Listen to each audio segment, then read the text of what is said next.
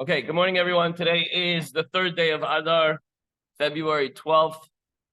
Aaron has yahrzeit for his mother, correct? Yeah. The name? Mariam Bas Chaim Aaron and Neshama Shalom Aliyah. He has some snacks in the back. So we're gonna learn in her memory for Neshama Shalom Aliyah.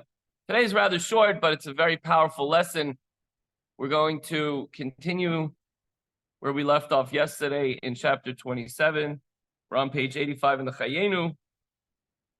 And we brought up a concept, an interesting concept, that in order to be able to fulfill the mandate of Loisosuru, Achre Levavchem, Achre Nechem, which means you shouldn't follow your heart and your thoughts, meaning lustful thoughts and erotic thoughts and jealousy thoughts and anger and things that you shouldn't look at, like the Super Bowl halftime show, or whatever it might be, that things that you shouldn't be looking at, you should be able to turn away.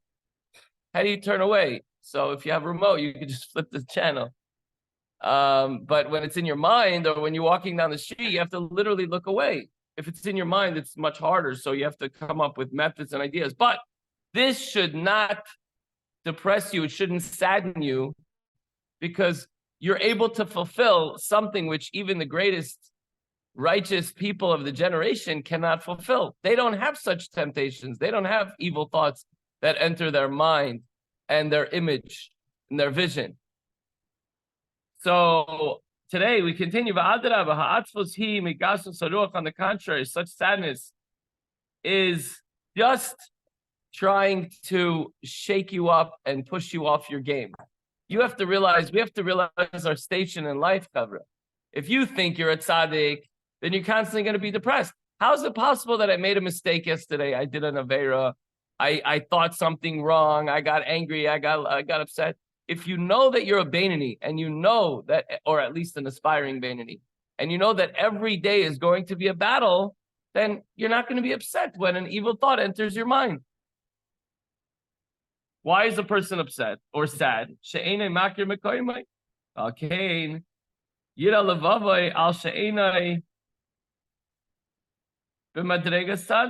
doesn't know his place, and that's why he's distressed, because he has not attained the level of a tzaddik. If you know for a fact, if you're not going to strive to reach the level of a tzaddik, but you're just worried and concerned about the level of a Beinani, which means that every day you're going to have challenges, and you have to fight to overcome those challenges, and you have to fight the Yetzer Hara every moment of every day, then you know your station. If he knew his place, that he was far from the level of it. I'm sorry, I missed the line. With a tzaddik, none of these stupid ideas, no stupid thoughts are going to enter his mind to think, even not even to do an avera, but even the challenge of doing the avera doesn't enter his mind. So when he recognizes his station, that he's far from a tzaddik, and he strives to be a Beinani his entire life. I'm not an evil person, but I have challenges. I have thoughts that enter my mind, and I'm going to struggle with this every day, throughout my life, every moment. Meaning, this is what I should strive to be, rather than trying to attain the level of a tzaddik. This surely is the task of the average guy. This is what we're facing every single day. And don't try to be someone you're not, because all it's going to do is lead you to frustration, sadness, anger, constant, turmoil. When you know where your place is, whether physically in shul or mentally, emotionally, spiritually, obviously we know that we have room to grow. We know that we have to improve. But we're not going to strive to be the level of a tzaddik with perfection. So if something enters our mind, or we take a step back, we're not going to be thrown off. We're going to know, it's the Yetzer Hara challenging me. Okay, I may have failed a little bit, because that's where I am in life. That's my station. I have my weak moments and my pressure points. The Yetzer Hara knows where to press. So I'm going to focus on who I am and how I can become a better person, not how I can become like him, the level of a tzaddik. Lichba sheyetzer v'hirhur ha'oile mehalev l'mayach v'lasiach taitin legamri mimenu v'lidichoisoi b'shtei yodayim k'niske le'il. What's my job?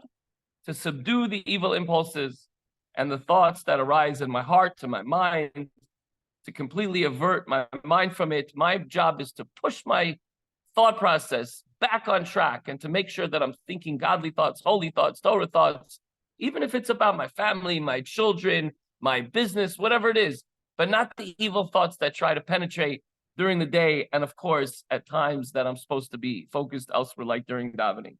And I should be repulsed by it. Push it away with both hands, as we explained in chapter 12. So tomorrow we continue in chapter 27, but the takeaway for today is the toolbox for success in service of Hashem is tzaddikim. In their true definition, do not have temptations. Don't be jealous. They're there, as we explained last night, as pillars in each generation to help support us. We need them to emulate. We need them for guidance, and we need them for their support. But the rest of us struggle with temptation and challenges.